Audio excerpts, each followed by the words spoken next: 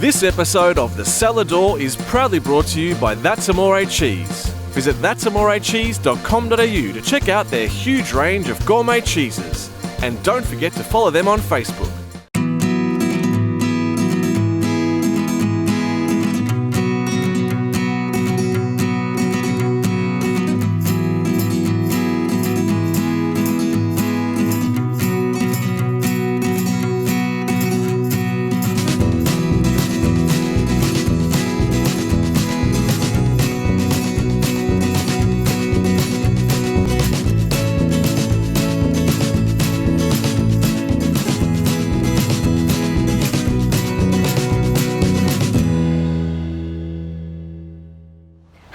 Welcome back to Cellar Door. My name is Nicolette and I am standing on the iconic Bells Beach.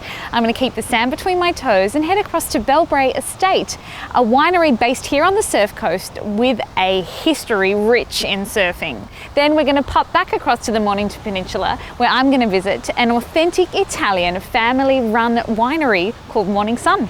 Let's go.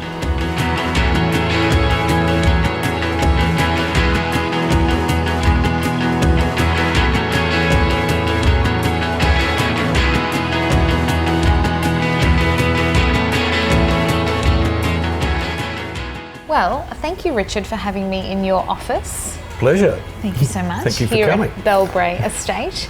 Now, you have had or been part of Bellbrae Estate for some time, correct? Yes, we bought this block of land 19 years ago in 1998, and we planted our first vines, which were the Shiraz and the Pinot Noir, in 1999.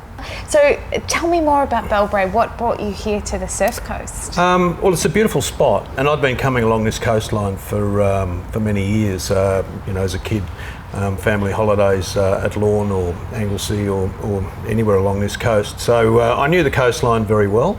Loved the area, and my wife and myself had been living in the UK for a period of time.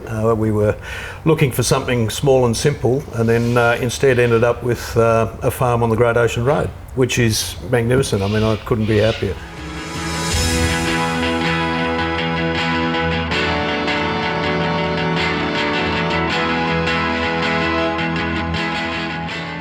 And tell me a little bit about the connection between, Bellbrae, the surf coast, and indeed surfing in general. It's obviously very dear to everyone's heart. Absolutely. I mean, we're only minutes away from some of the best beaches in Victoria or Australia, and some of them are absolutely stunning. And we have Bells Beach around the corner that has the surfing competition. So consequently, with all the wines, there's a bit of a surfing theme and a surf theme. But why not? That's the area that we're in. It promises that.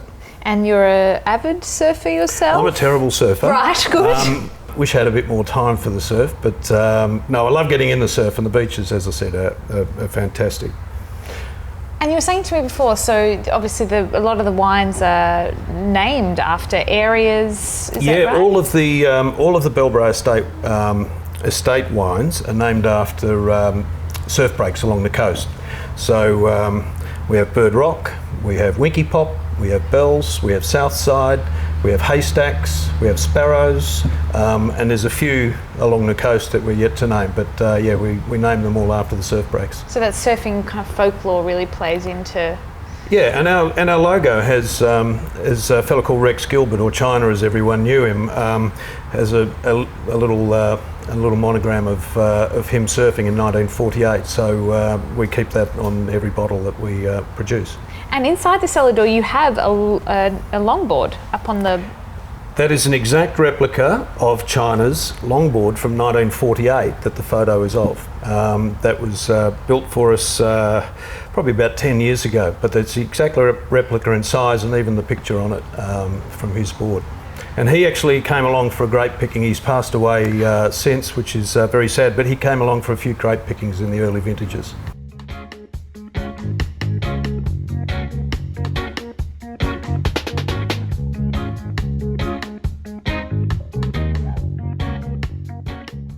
So Richard, in those early days, what was it about feeling the necessity to drive the brand as being kind of area focused? I think you've got to have, whatever you're doing, if it's local and if it's produce, you have to sort of keep that connection with where you are. And my former business partner, Matthew DeSasio, knew this area very well, and he helped, he was instrumental in setting the vineyards up, and his family are very keen surfers, and so sitting down and thinking about sort of identity and brand was really important for us when we in those early days. So that's how it developed, and the relationship with China Gilbert, and so the theme just developed from there. So you've been on the Surf Coast for 19 years. What do you still love about it? Well, as I was saying, the climate is fantastic, and to be in an area like this, where on one side we've got the beautiful rolling hills, and on the other side we've got these amazing beaches, it's very special. And then to be able to produce the wine that we do, and experience the people that come here, it is very special. It's terrific.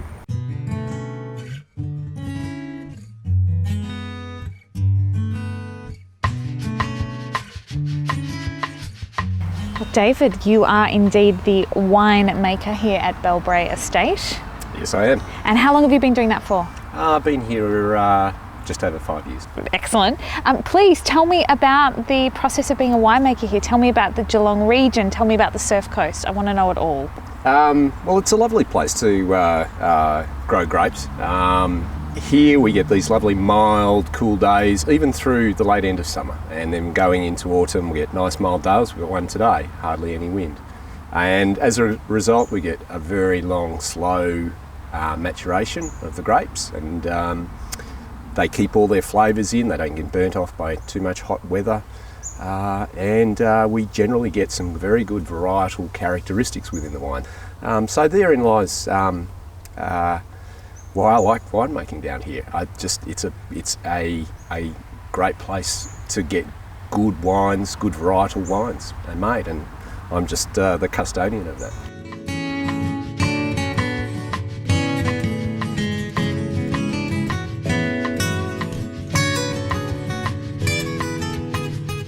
At Bellbrae, you have the Longboard range of wines, and you also have Bellbrae Estate. We do. Talk to me about what grapes you're making, what wines you're producing across the ranges. The Longboard range I'll address first. It's our entry-level range, and we have a Sauvignon Blanc, a Chardonnay, a Pinot Grigio, a Pinot Noir, Shiraz in that lineup. And a Rosé as well.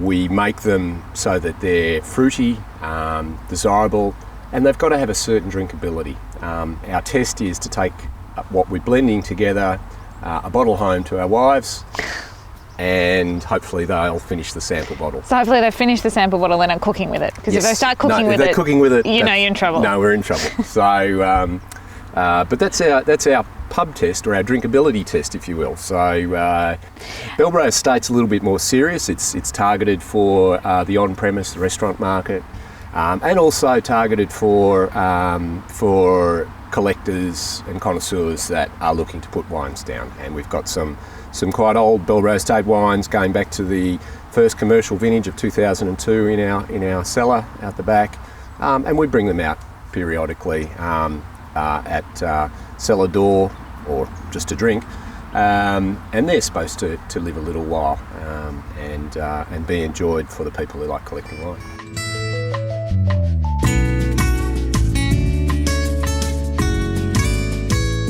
What do we have in front of us? What tipple do you have for me today? We have Longboard Pinot Noir, which is the typicity of this area is making this one of our most popular wines. We get a lovely cherry raspberry character here predominantly. I can absolutely smell the cherries and raspberries. And that aroma, which translates into flavour, is very popular. People get it, they can see it, it's relatively obvious, and what you smell is what you get. Sweet, soft and supple is what I try to make, is the catch cry behind Pinot Noir. They're the hallmarks of the variety and the wine style, I think. It's not overly textured or tannic, unlike its Bellbrae Estate equivalent, which we build in a lot more structure and a lot more tannin. But it's supposed to have some longevity and be a little bit more hearty and a little bit more rich. All right, shall we? Shall we? Cheers. Cheers. You can absolutely taste those raspberries. You're quite right.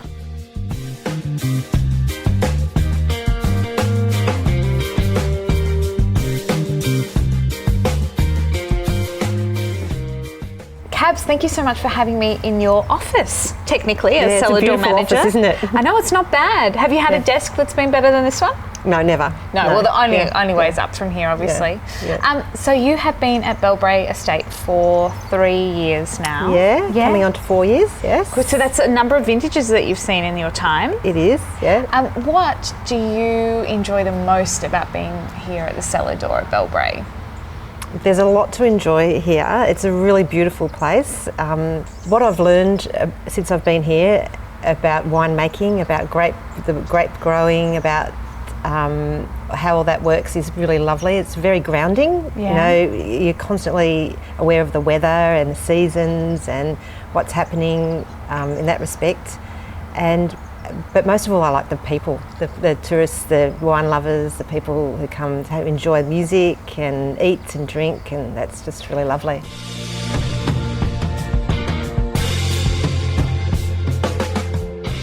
And it's not only the fabulous Bellbrae Estate wines that you have on offer here at the cellar door, but you also have a lot of local produce. Yes, correct? We do. Yep, we're quite into supporting local businesses, and we're well supported by other local businesses. There's very few places that you can go on the surf coast where you can't get a bottle of longboard wine. So we sell local produce, and then all of the food that we offer here is locally made as well, and we present it on cheese boards and in tasting plates, and mostly grazing style food, but with some lovely homemade pies and soups and stuff like that as well. Now, we are on the surf coast, which means I imagine you serve a lot of surfers from time to time. Yes. Do you have any issues with them bringing too much sand into the cellar door? That is not a problem at all. It's never a problem, good. That's not a problem. Nearly all the staff here surf. We're very much part of the surf culture around here, and you know, we're very casual. We have no dress code. You can come. It doesn't matter if you're half in your wetsuit and half dressed. You know, anything goes here really. What's the number one drink for somebody who's just come off the surf? What are they ordering when they walk up to the cellar door? It's really varied. You know, some people like white wine. Some people like a red, no matter what time of day it is. You know, we sell local beers here. They're really popular.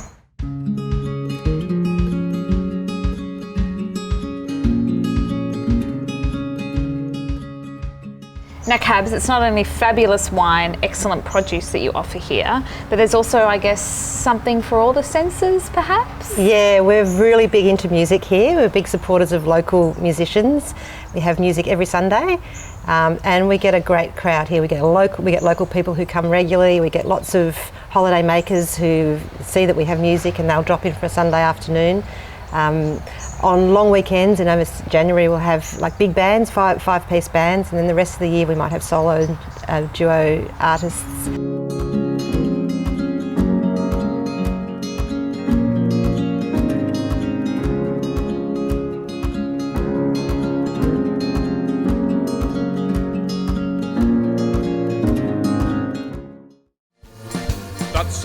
That's amore, hey, that's amore for you. Giorgio from That's Amore Cheese, welcome back to Cellar Door. Hi George, thank you very much. Now today we're talking about another special cheese. This one is the most famous cheese in the South Italy. It's called Caciocavallo. Caciocavallo. Caciocavallo means cheese. Caccio means cheese and cavallo means horse. Horse, yeah. Why is that? Because when they produce, practically it's a version of mozzarella in mature version. When they produce, they hanging in a pair on horseback up is a timber. So that's why Caciocavallo.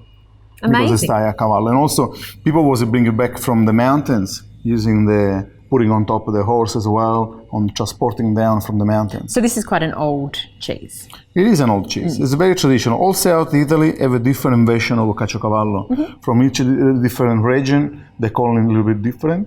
But yes, very, very traditional. And this is yours? Yeah, this is mine.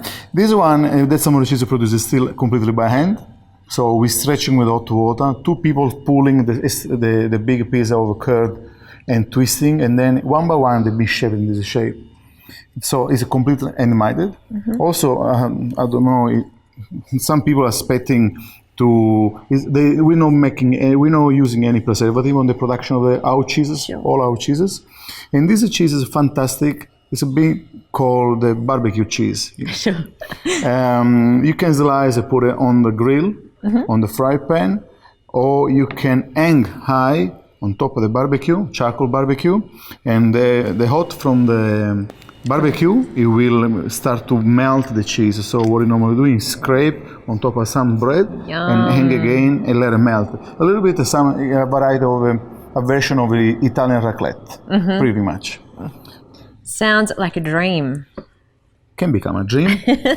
Beautiful. Well, thanks, Giorgio. Nicolette is headed back to the Mornington Peninsula to the Morning Sun Vineyard. So let's see how she's going. That's Amore for you.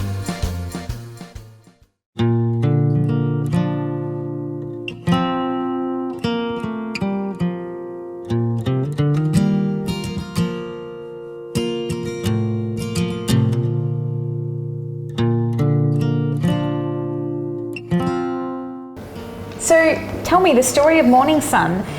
Your grandfather decided at the ripe old age of 75 to open a winery? Yeah. So Nuno, his reasoning behind that was he worked in a concreting company for, how long did you have the concreting company for, Nuno? 50 years? Well, everything been there for about 70 years. He had a concreting company a long time, and then so my father and my uncle Rob, stepped into the company, worked in there their whole life, and then when Nuno got to 75, they actually thought, you know, Dad, let us have a go at running the business ourselves. So Nuno stepped away, and he always holidayed down at Macrae, and then he got bored after, he went away for 6 months to Italy. You got bored after 6 months? Of being retired. Went to Italy for 6 months, had a bit of a look around, saw the vineyards, and he came back here and he thought, I'll purchase a block of land, and then he started to build it. And he just kept building and building and building, and it's what we've got today.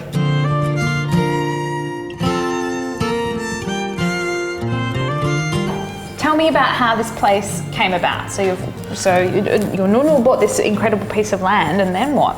So when he bought the piece of land and had the crazy idea to start his own winery, it was an old abandoned apple orchard, so there was actually nothing here.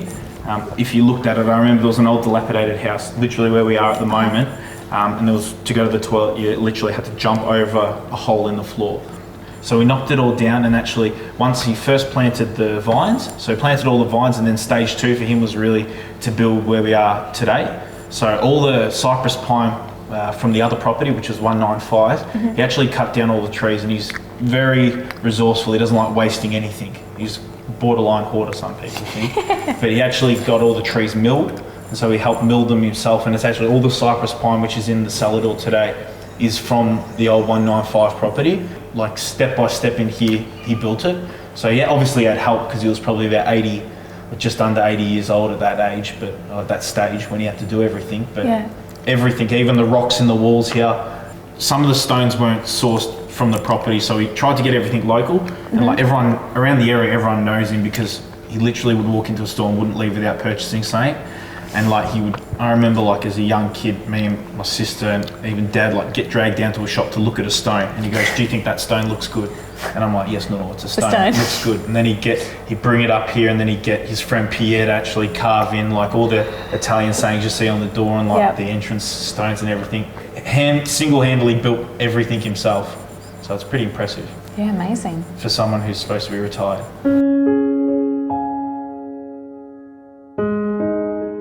It must have been pretty inspiring to sit back and watch you. I shouldn't say sit back, because I'm pretty sure you guys would have had to have been hands-on a little bit. But to see what your Nuno was doing at age 75. It was, yeah, it's pretty cool. It's pretty inspirational because he's kind of didn't want to sit back, play golf or do bocce with everyone else. Like, he was always very entrepreneurial and got things going. And so what he instilled in my father and my uncle, and then that's kind of been passed down to like the 5 grandkids. Yep. So like we all had a part in doing a little bit. Like if it was just coming up for picking season, we'd be here and we'd be the cheapest labour that he could get because we'd just need one meal to keep us going. Yeah, he did learn, like the work ethic's pretty strong. And it's actually funny, so the old press over in the corner there, that's the first vintage which we did. Yep.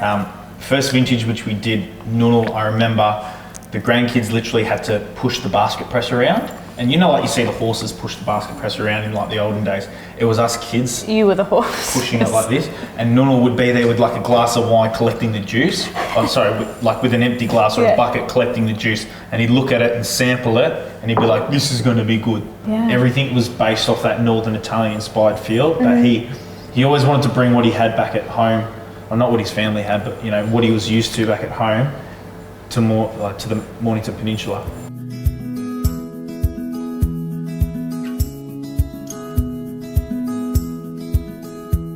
So what do you think attracts people to visiting Morning Sun? I reckon it's Nunal's like the values which he's instilled. So basically, when Nunal used to cook for us, and it wouldn't be one plate with a schnitzel on it. You know, we'd have a big plate, we'd have an antipasto board in front of us, we'd have a bowl of pasta, we'd have everything in the middle, and everyone would just share. Like, that's like the Northern Italian style is really sharing food.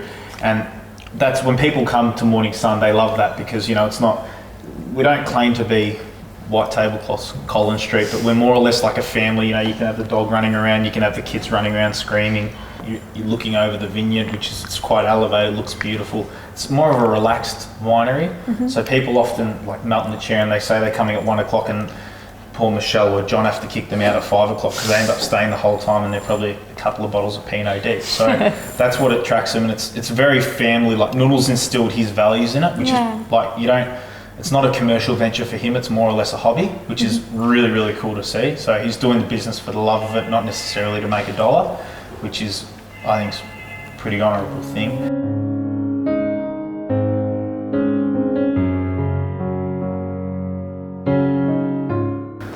So, Morning Sun is all about eat, drink and sing. So is it bevi e canta? Is that right? Bevi e canta. Bevi e Drink canta. and sing. Drink and sing. You're gonna sing for me? Do you come out and perform for everyone? We want to hear the song. What's the song that you used to sing in Bassano? Sul ponte di Bassano. Si. Go, loud. Sul ponte di Bassano, noi ci daremo la mano. In the bridge, we shake our hand. Okay, shake hands in the bridge. It's a bridge from the First World War. From the First World War? Yeah. Beautiful. Beautiful song. So later on I just eat and drink and sing, and that's the spirit of Morning Sun? I like it. So it's not just about coming and having a feed and a glass of wine, it's effectively being Italian for the weekend. It's pretty enticing. Yeah, come try it. I can't be Italian for the weekend? I'd be part of your family? Yeah. Si.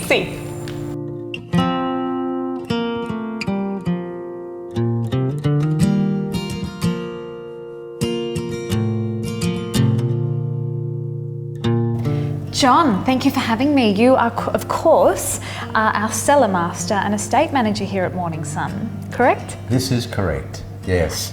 So tell me about the varieties of grapes that are grown here on the estate and I guess henceforth what kind of wines you make. Okay, first of all, we must understand that here on the peninsula, this is a cool climate region.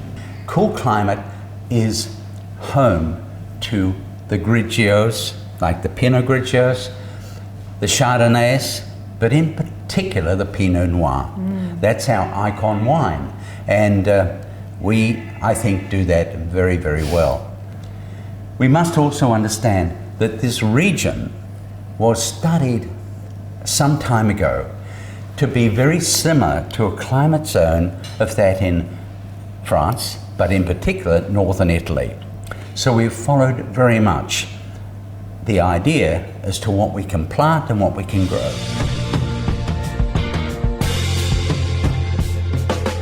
shall we have a try of the aforementioned wines? Okay. Well, we'll start with the Pinot Grigio because the Pinot Grigio is our beautiful white wine, and it has a beautiful balance of fruit. Thank you. With apple, pear and melon, and we throw in gooseberry. Unfortunately, not many people seem to know what gooseberry is about. But what's gooseberry about? Well, what is gooseberry about? Well, it's an English variety thing as a fruit. Okay, we always try to associate wines with fruit, okay, and then blend them with food. So this is our Grigio, beautiful to have with white foods, of course, poultry, lovely seafoods, but it really goes with everything. Absolutely, and we were just saying that it would be un-Italian not to sit down to a big plate of food when one was drinking wine, correct? It wouldn't be the same. So you guys do have a restaurant here? Our restaurant, yes, has been married up very much with our wines. We must say firstly that we feel that at Morning Sun our hero is the wine, but we don't want to let the wine down, so we come across with our beautiful rustic Italian menu, you know, our beautiful wood-fired pizzas, you know, our antipasta, whatever it might be. I think that the complement to food and the wine just goes over beautifully. Absolutely.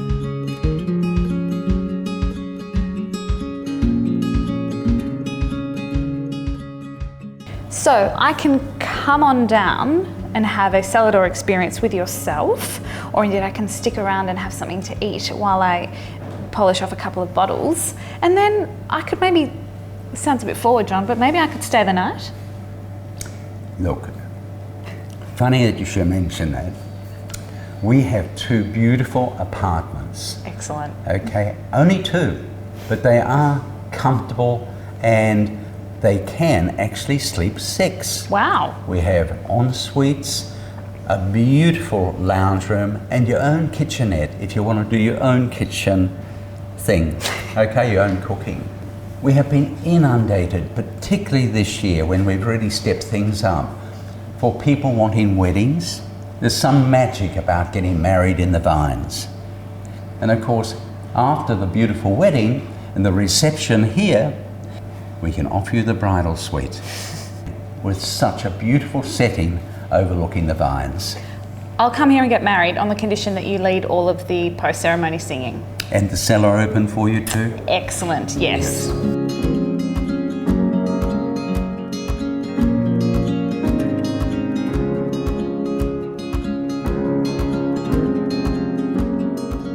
Thank you so much for joining me this week on Cellar Door for stories of sun, surf and singing to the vines. We'll catch you next week.